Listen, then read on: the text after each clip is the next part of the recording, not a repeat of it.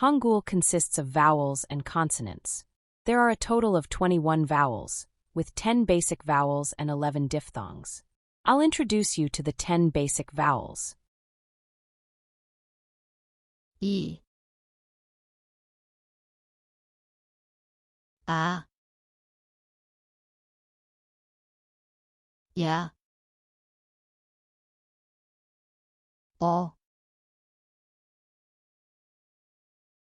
여, 으,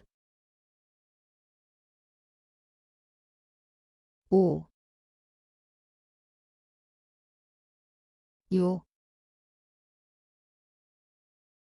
우, 이요. Korean syllables must always start with a consonant.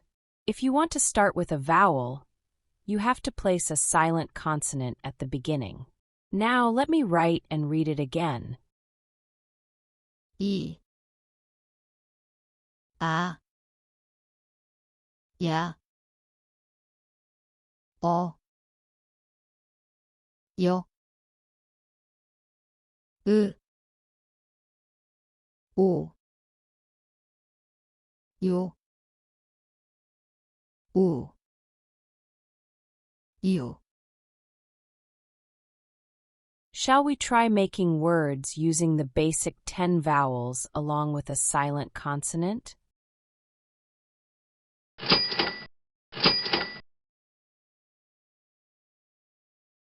아이,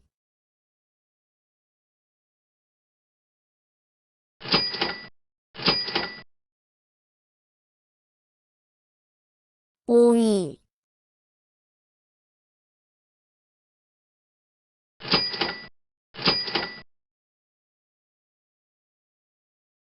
여우,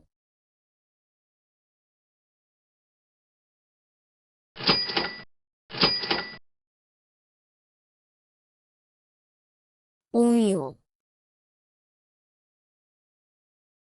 Thank you for watching the video.